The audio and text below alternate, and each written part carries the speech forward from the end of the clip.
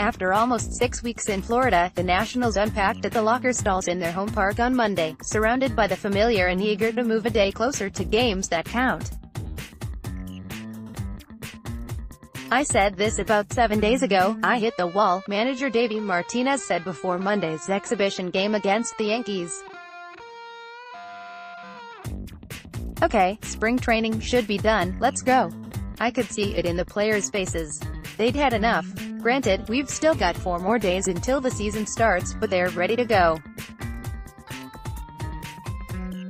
The same with myself and the coaches. Getting back to Nationals Park represents a sense of normalcy, said right-hander Max Scherzer, who will start Thursday's season opener against the Mets and reigning National League Cy Young Award winner Jacob deGrom. "It's comfortable," Scherzer said. "That's what you're used to, that's what you know." The Florida portion of spring training, however, wasn't wasted time or energy.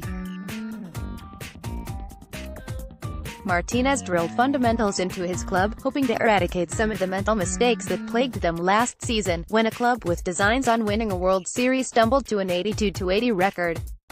A team filled with new personnel bonded.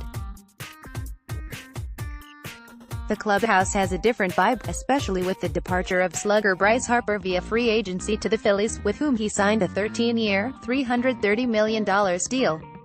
With the arrival of center fielder Victor Robles, there's an infusion of youth to go with sophomore left fielder Juan Soto.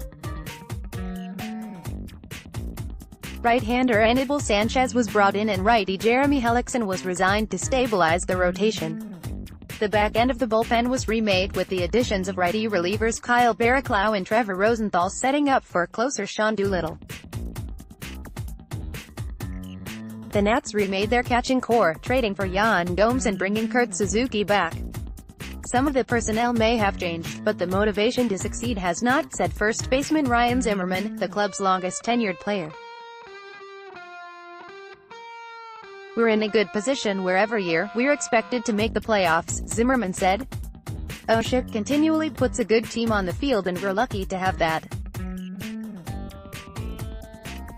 Now it's on us to go out there and compete." Mostly though, the Nationals are ready to get going, eager to trade the monotony of spring camp for the grind of the regular season.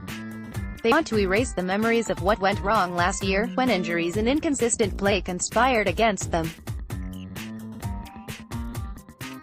"Being here means we can play some games pretty soon that count," said shortstop Trey Turner. "It's a little cold up here, but it'll be worth it." Even with the roster turnover, the focus hasn't changed. "I think every year is different," Turner said. "Whether you have the same people or not based off what you did the previous season is associated with you. Last year, we didn't make the playoffs for the first time in a while and that's kind of a chip on our shoulder. We've got a lot of new faces in here, but I think we're ready to attack that head-on and play some better baseball." The Nationals' 25-man roster doesn't have to be set until noon Thursday, and Martinez sounds like he'll take most of that time before making his final cuts. He'll first have to confer with general manager Mike Rizzo, though. "I have a general idea," he said.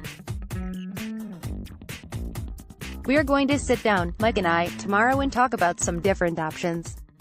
Regardless, I feel really good about the guys that we have, the guys that we possibly have. We'll hone in on that. You'll know more hopefully by Wednesday." Still to be determined are the final bench spot and the final bullpen spot.